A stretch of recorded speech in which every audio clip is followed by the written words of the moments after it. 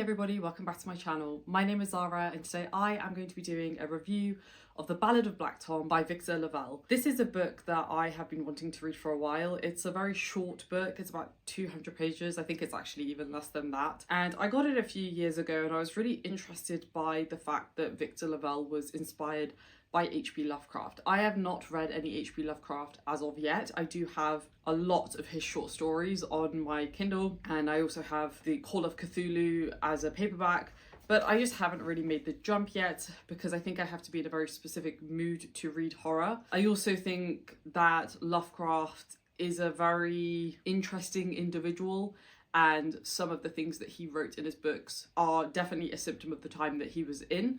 But like I said, I think I just need to be in the right headspace to read that type of writing. So when I found out that this was a kind of more modern take on Lovecraftian horror, I thought maybe this would be quite a nice way to kind of sample some horror, because I don't typically read horror, as you can probably tell on my channel, but that has probably changed a little bit in the last few weeks. I've really been exploring horror as a genre, both within TV and books.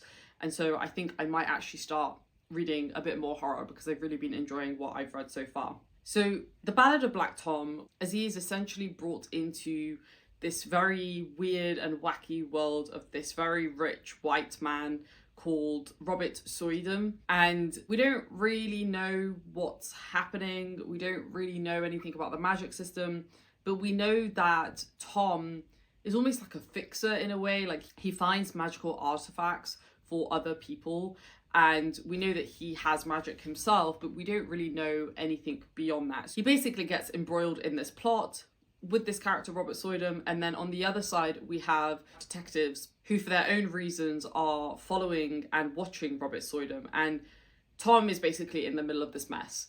And that's all I'm going to say about the plot. I don't think I did a very good job of summarising the plot, but if it's of interest to you, to go check it out on Goodreads. What did I like about this book? I loved the writing style of this book. I think it suited the story really well. It's set in 1920s New York, specifically in Harlem. We do go to other areas as well, but I would say the book is set in Harlem.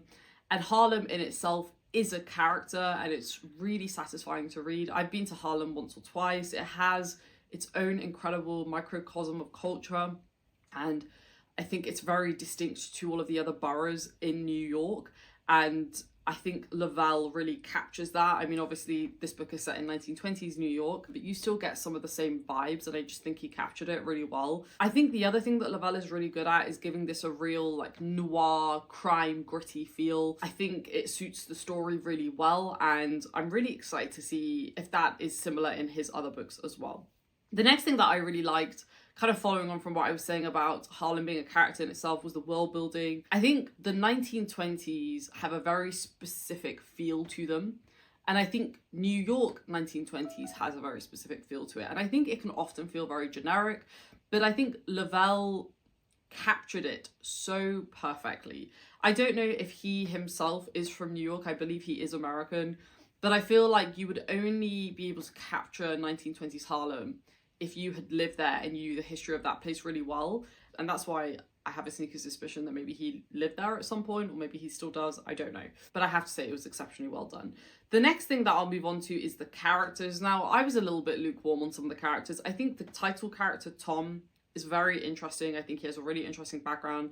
I really liked his dynamic with his father, which we get a lot of, at least in the first half of the book. We don't really know much about him though. We don't really know much about like where he's come from, and I think that was one of the main things that was missing from me. I did get a good understanding of his motivations as we progress through the first half of the book, which follows his POV predominantly, but I just would have liked more.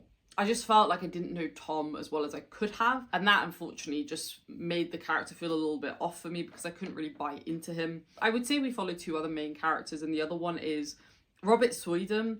He's interesting enough. I mean, he kind of felt like your generic rich white man character who causes problems for everybody else, and yet he doesn't really seem to get into trouble. And then the other one we follow is Detective Malone. I found him to be a little bit cookie cutter. I just don't feel like we had enough time with these characters to really develop them into the characters that they could have been. And that's why I would have really loved to have seen this book be a full-length novel, because it deserved to be. It deserved to give the characters to have a bit more exploration of their arcs, of their background, of where they've come from, why they're doing what they're doing. I just don't really feel like we got any of that, and I think that was a massively missed opportunity. The one thing I will mention is that I believe Robert Soydam and Detective Malone are characters from one of Lovecraft's stories, so I don't know if he's just literally taken them out from those stories and, you know, basically taken their personalities from that. I'm curious if anyone has read that story as well as this, what do you think about how it matches up? Because maybe it's just a carbon copy of the characters in the H.P. Lovecraft story, in which case I can't really blame him, but let me know down below in the comments. The next thing that I quite enjoyed was the thematic work. I think one of the reasons why I really like 1920s New York specifically, I love that period of history, reading about the culture, the arts, the politics, the crime, the issues of race and equality. There was so much happening in that decade. And the thing that Victor really focuses on is the issue of race inequality in New York at that time. Now, Harlem has always been a predominantly black neighborhood. Even today, if you go there, I mean, unfortunately, it's getting massively gentrified now. You'll see all these little indie hipster coffee shops. And I really hope Harlem is able to retain the thing that makes it special, which is just the really rich Black culture associated with that borough. And I think there's a lot of history specifically related to Harlem about race inequality that I think Victor is referencing. And like I said before, like I think he makes it feel really authentic. I don't think he's forcing a message down anybody's throat, which I've said before, I hate it when we feel like an author is being preachy, even if their message is something that I agree with. I never like to be preached to as a reader, and yet I don't think Victor did that at all. I think he just put it in this broader context of imagine what it would be like to live in a city where more often than not you feel very unwelcome, yet you have this one part of the city that makes you feel safe, and that's your home, and that's where you can be yourself. You can go walk freely without the fear of being stopped by the police or being chased by gangs or being chased by white people. Like, I think he captured it so well without making it feel like it was preachy. We also get this exploration of the dynamics between white people and black people. Obviously, Tom, the title character, is black, and then almost all the other main characters are white, apart from his father, obviously. But the way that he interacts with those characters, or more specifically, the way they interact with him, is very telling. And I have a feeling that Victor is potentially pulling from real life experience. If not from real life experience, then he's probably pulling it just from the everyday experience that Black people probably still feel today in America. My biggest issue with this book is what I mentioned earlier, is that it should have been a full-length novel with multiple POVs, and we could have really explored each of these characters and their arcs and see them develop as individuals. Also, by the end of the book, I just had way too many questions. None of them really got answered. I just feel like it was a missed opportunity. I do wonder if he's going to do a follow-up book, but I don't think he is, and I just think that's such a shame, because I feel like the world feels so underdeveloped, and so do the characters, and I just would have liked more. So I gave this book a 3.75 stars. I really liked it. I really liked it as an entryway into his writing, and I will definitely be checking out his other books.